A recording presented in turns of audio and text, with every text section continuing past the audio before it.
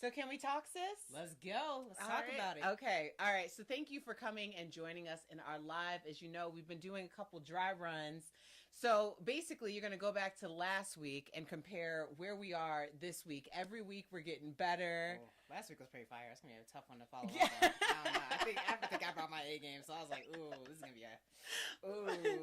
No, well, here's the thing. I've been creating for quite some time and been in media for quite some time. And one thing that people always ask me about creating, like in terms of brands and stuff like that. One, right now, your team is very important. So I want to shout out to Anthony Harper in the booth in the back, our producer, and Peter Ortiz, who we're coming up with a name for. But Peter does everything. So we appreciate y'all both. But I also say, like, it's not important that it's 100% perfect.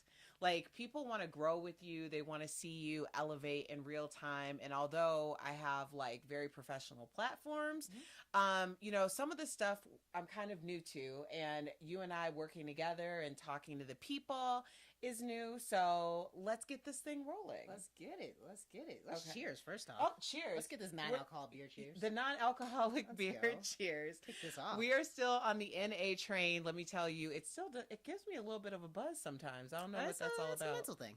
Yeah, it is all mental. Well, before we get started, we're going to talk about Grammys because that was last week and people are still talking about it, specifically Jay-Z's speech. We also have a couple of celebrities who are launching some lines, things y'all will want to shop. And then we have a very cheesy Valentine's story. Yeah. Your favorite holiday? My favorite holiday because it's my birthday. So it is a national holiday. Fair. So the folks are mad at me. I know you're not on social media, but people are really upset with me this week. What'd you do? Well, there's been a couple of things. One, apparently people don't like my take on push presents and the idea that you shouldn't buy your spouse a fake Gucci and lie about it. I mean, you shouldn't buy anything fake and then lie about it. I don't think it matters if it's a push present or... I really thought that was universal law, but people are really upset with me. Apparently, they think that I'm shallow and that I shouldn't be commenting on people buying gifts because it's the thought that counts. No.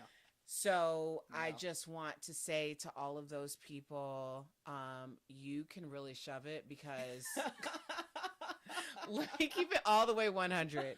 For all of y'all who are out here telling me that you would never be friends with someone like me, it's interesting Probably because you don't have a choice. You really don't. And I really appreciate all of your thoughts and feels on it. That's my job. So thank you for volunteering all of that information to me for free. I'm sorry, but if you're getting a gift and it's a fake Gucci, don't be mad at me for calling it out. Like, be mad at the person who tried to, like, give you the fake Gucci. Like, that... I just don't think that you should give someone something counterfeit and then pass it off as real. It's like, it's a counterfeit interaction. And also, like, you can't tell your wife that she's ungrateful after she just pushed out your child. I thought these two things were universal, but people are very upset with me. So there's that. And then they're also upset with me for defending Jay-Z and Beyoncé because when we get into the Grammys conversation, for those of y'all who watch, Jay-Z talked about how his wife has won 32 Grammys, the most of any artist, and she has never won Album of the Year. Wild. Which is wild. And so, a lot of people have a lot of feelings about it. What were your thoughts when you first heard that? It made sense to me because I just think back to the fact that Macklemore beat out Jay-Z, Drake, Kanye, and Kendrick Lamar on his debut album for Rap Album of the Year. Macklemore. Yeah. So it's like, there is some agenda, and you do have to question some things to be like, this math ain't mathin'. Like, someone who came up with 2 catchy songs on their whole album are beating out legends in the game? Yeah. That doesn't make sense. By their own metric, that doesn't make sense. Well, that's what Jay-Z said. And so a lot of people have a lot of feelings about it. Obviously, people are entitled to their feelings. when we talk about album of the year, it is the most coveted recognition. So you would think that someone who is an icon like Beyonce, and there's some other icons who also fall in that boat, they're not the most winningest when it comes to the Grammys, but it does happen.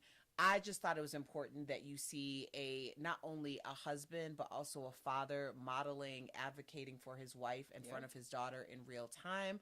I thought that was important. And also, guess who else thought it was important? The sis. Not Solange. I'm sure she thought it was important too, because you know Solange will ride high in an elevator and beyond. But Kelly Rowland, right there. Sister goals. I'm just hoping to get to that level. Like I told you, I feel like this has been recorded several times. It's my sister goal to be on Solange level. That you're the Solange? Yeah. I don't know. I think you might be the Beyonce. I don't know about that. Yeah. You get to keep it classy. I'm allowed to throw hands. I don't know. You know what? Try Jesus. Don't try me, because she throw hands. Okay. Yeah. So Kelly was on Entertainment Tonight with Kevin Frazier, and she had this to say: that Sean Carter is one of the greatest men I know, and his words ring so loud to me. I couldn't be more proud of him. I'm just really happy for a lot of things that he said. I think that he made a lot of artists feel very seen and very heard in those minutes that he took the stage. So what do you think about Kelly's response? That was an interesting response. Why do you say that? It was a very, clearly, he was talking about Beyonce. Mm-hmm. And she didn't really mention that. It was a lot of artists felt very seen. You know, I appreciate him. I mean, I get the response, but it just seemed very, obtuse. I think I kind of thought of it as a lot of artists feel seen because they feel seen through Beyonce. You know, if it's almost one of those things where if the person at the top who should be receiving all the accolades aren't receiving them, it's like, well, damn, if she's not seen, can we get seen? So that's how I interpreted it. I mean, yeah, but I think it's also the people that do get seniors, what made them so special to be seen when we're looking at other people that are doing amazing things. Right. So I think it is I don't know, it feels like a really hard game to play. Well, there's so much politics that go into award shows in general. And I know a lot of people have been following on internet snoops over the past couple of days or whatever, talking about every single person who is nominated or wins a Grammy is from one of 4 record labels, even if it's not necessarily identified as said record label, which it's not like that's super surprising. I talk a lot about the barrier of entry for people who are trying to get into this form, into media in general. And the barrier of entry is vast. There's a reason why at a certain point in these levels, so to speak, the field gets smaller and smaller. A big part of that has to do with talent. Another part has to do with tenacity. And the third part has to do with the ability to formulate a productive team. Yeah. Because there's no way when you're getting into the upper echelons of anything in media and entertainment that you're able to do that alone. So if you're not able to get to the point where you formed a team, it's very difficult to be successful in that way. So let me ask you this. Is it ironic that Beyonce lost to T Swift? I don't know if it's ironic. I did find it interesting that one of the times that she was up for Album of the Year was Lemonade, which had to do with Jay-Z's infidelity. Yeah. So him protecting his woman or protecting his wife, a black woman, in this way after her losing that coveted award or not winning the coveted award based on a project that was her coming out to tell her truth about being disrespected in her marriage was a bit ironic, I think. I don't know. I feel like the Taylor Swift Beyonce conversation are 2 different conversations. I don't know. I feel like Kanye is somewhere being like, I said it first. Yeah. I said this but makes you no know, sense. I don't think that is necessarily, I don't think that's a coincidence.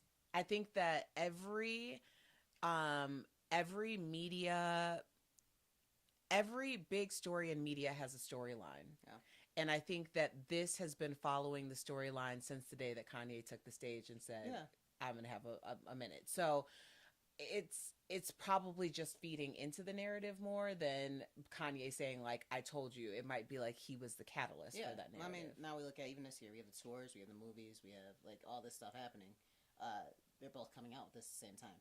So I personally feel like they're two different demographics. Yeah. I don't really, my personal opinion, I'm not too sure about what the T Swift demographic is, and I never want to upset that, or the Beyonce demographic.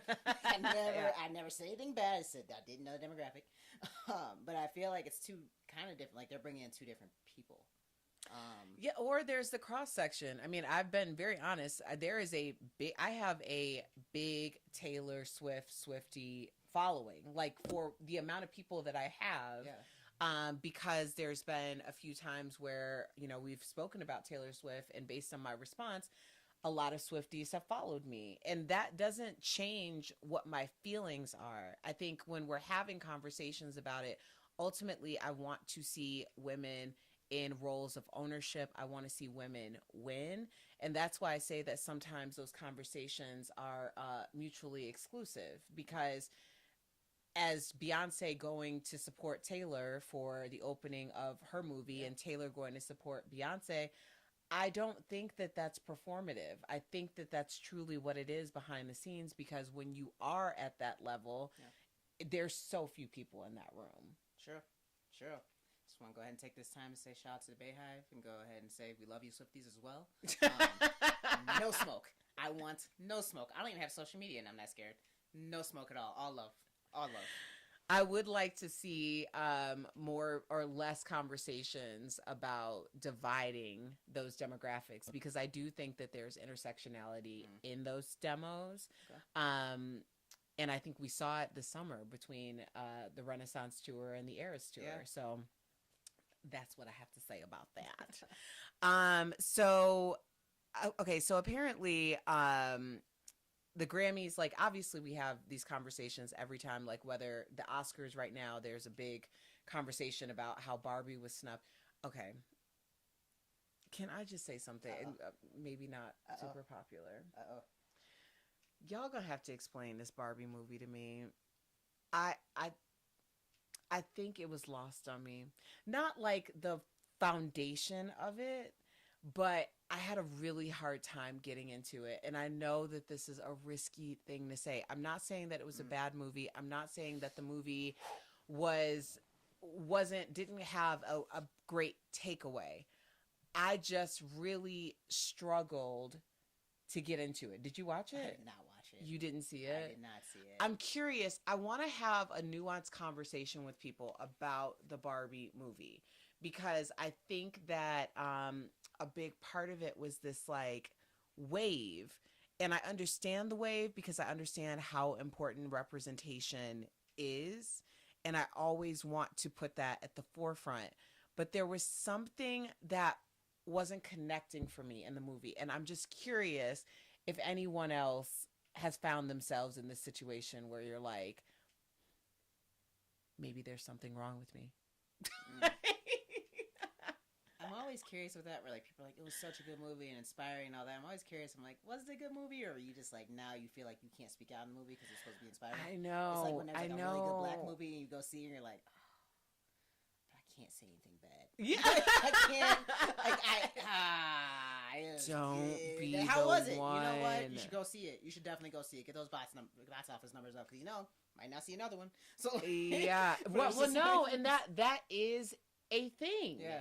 That is a thing. You have to. There is a pull to support, because you want to ensure that you can't say representation matters, and then you trash it. Right. It's not. I don't think it's not. I don't want to say that you can't quote trash it. I think when there's such a small sample size, and everything, there's going to be a diverse demographic in anything that's ever put out. You can put out a television show and say, this television show is geared towards black women. But which black women? Is it geared towards straight black women or queer black women? Is it geared towards women over 40 or women under 40? Is it geared towards a demographic of a certain socioeconomic status. There's all of these demographics which within the demographics. But when you're talking about minority groups, every time you cut into another like demo, the sample group gets smaller. Yeah. So when we go out and support these things, it's like, okay, it's geared for Black women who are 35 to 54, make X amount of dollars a year and love Issa Rae.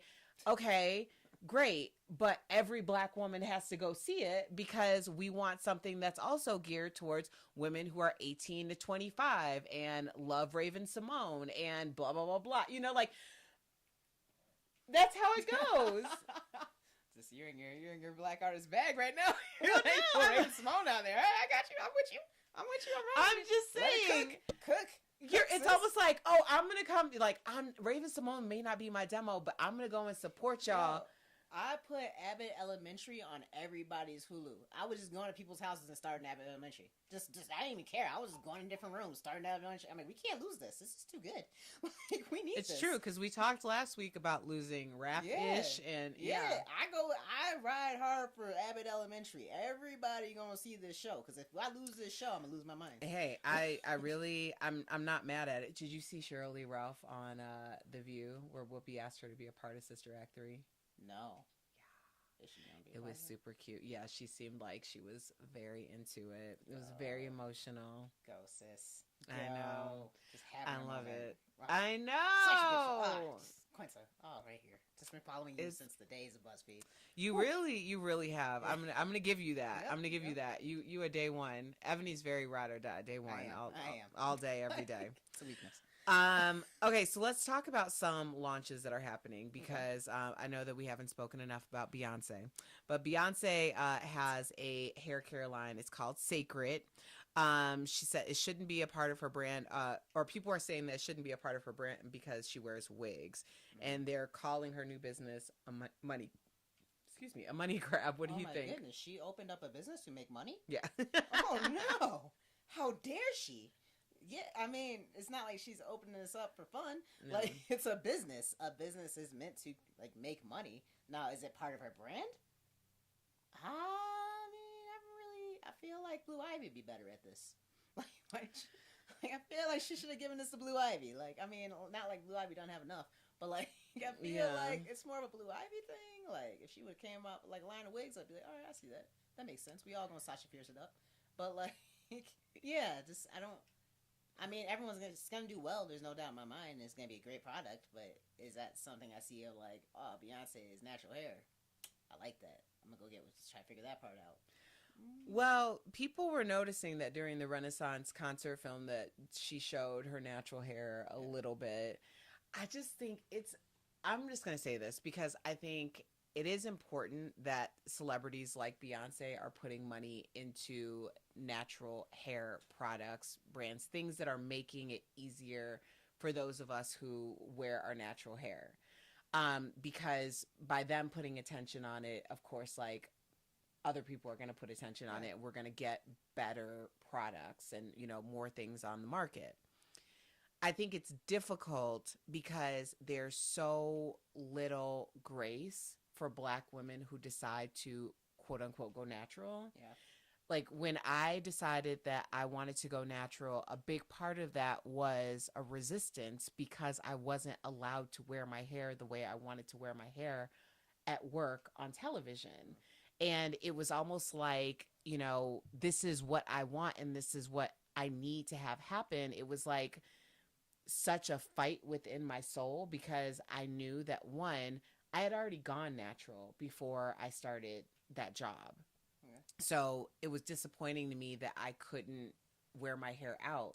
But by the time that I was able to wear my hair out, it was so damaged from me having to hide it for those 2 years that it took me a really long time to get to a place where I was confident and comfortable wearing my natural hair. That being said, there was no grace for the idea of me like going back and forth with other hairstyles because like once you say that you go natural, then everyone's like, oh, well, she's wearing braids or, oh, she's wearing a piece or, it's like, so now you're no longer natural or you can't because you don't wear your natural hair every single day. And so there's so little grace in that space, and I think that's what makes it difficult for people. I don't know. I'm waiting for Lil Jon to drop his hair care line for dreads.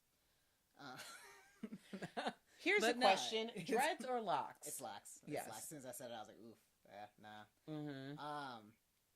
But yeah, I think it does matter. Like, a big part of me was when I started my lock journey, I had got let go from my job, and I panicked because I was in that awkward mode of having locks. So, like, it was, like, short, and they weren't forming yet, and I was like, I had to make a decision right now of, like, how do I want to show up to try to get a job? Like, do I want to show up with this, or do I want to, like, take it down and, like, go And back this to is the before short hair? Crown Act. Yeah, this was 20. I'm like 5 years and a week into having my locks.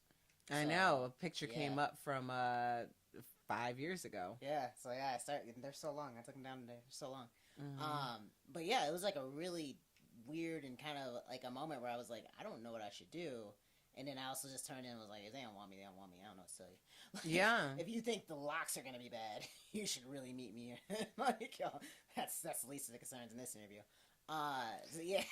But yeah, it was definitely something I had to like think about and like figure out, like, is this going to be professional? Is this going to be something that's going to be accepted? Am I going to be judged before I even open up my mouth for this interview? So I was lucky enough where I was with a company that did not care, and it was a conversation we actually had later because I brought this up. But like, I felt very uncomfortable with this because I wasn't sure how it was going to be received, and I needed a job. But then like, yeah, you do read about like locks are tough because you do read about like kids who have to cut them all the time. Yeah, and, like there's an emotional journey with that, and having to like cut them and like on the spot, not being able to process that, or like I would mind cutting them if I was on a new journey and I was like, this is where I'm headed. But like being forced to cut them or being told this is a professional and like someone else forcing that on me, I couldn't do it. It'd break me. Well, you had a very emotional reaction when we learned that Brittany Griner had to cut her locks in Russia. Yeah, that was just tough. Like, yeah, that was tough. Like, I felt terrible about that. And it turns out she did it on her own, but like still, that's an emotional journey you take. And I've never been someone who really cared about my hair. So like thinking about this was like, whoa, like if someone's like, if you want this job, you need to cut your hair, I would really struggle making a decision with that. Yeah. Well, I mean, when we talk about the Crown Act and, you know, the idea that people should be able to wear their hair, their natural hair as they want. I mean, really, as it grows out of your hair, how you manipulate it, protecting ethnic styles, all of that. I mean, it wasn't just in the professional, you know, workspace. You're talking about, you mentioned education, we're talking about housing, having to make a decision about how you wear your hair in order to survive in this world or, you know, survive in this country. And, yeah, it's interesting because it's not only coming from, the call isn't only coming from outside the house. It comes from inside the house too. And that's when it's disappointing, you know, when people who look like you are making it more difficult for you to fully be your full self, you know? So I don't know. I mean, it's an interesting conversation. I'm not mad at Beyonce for having a hair care line. She has hair, like whether we see it or not. And yeah, I mean, think about like Meg Thee Stallion, Cardi B, like we see their natural hair and it's like long and healthy, but for the most part, you see them in wigs. Yeah. I'm personally of the thought of Jesus Christ had dreads, so shake them. Shout out to E40. And shout out to JC. Okay, so some other people who have some products, Snoop and Master P, are also making headlines with their products. They're suing Walmart, claiming their cereal brands were left in stock rooms and off the shelves because they didn't let a competing company buy them out. So they were more interested in providing generational wealth to their families. So how often do you think that this happens? Probably often. Yeah. Especially with like larger chains. Yeah, I can see it happening fairly often because, I mean, you don't want more competition out there. And, like, if I see a Snoop cereal, I'm like, all right. I'm going to try it at least once just because I think it's funny. Like, I've brought, you know, again, E40's ramen before because I was like, this is cool. And I feel like I'm supporting. Like, I brought the rap chips, too. I've done it all. I've brought them all because I thought they were cool. You ever seen those? Like, it's like rappers got chips. I think Plies got chips. Is it Plies? Somebody got chips. There's like multiple rappers that have chips. You should get and they're just the regular chip. Yeah, like it's like flavored chips. Oh, like okay. They're chips, but they're good. Like, all right, actually, somebody send us some rapper chips. Yeah, rap chips. I'm pretty sure rap chips. Are they called rap chips? They exist. I'm not making this up. I've had them, but like there's several rappers that have like chips and they have like ramen. Okay. I'm not making this up. I've had the ramen. I'm pretty sure it was E40 who had the ramen. Okay. But, like, I'm really on my E40 game today.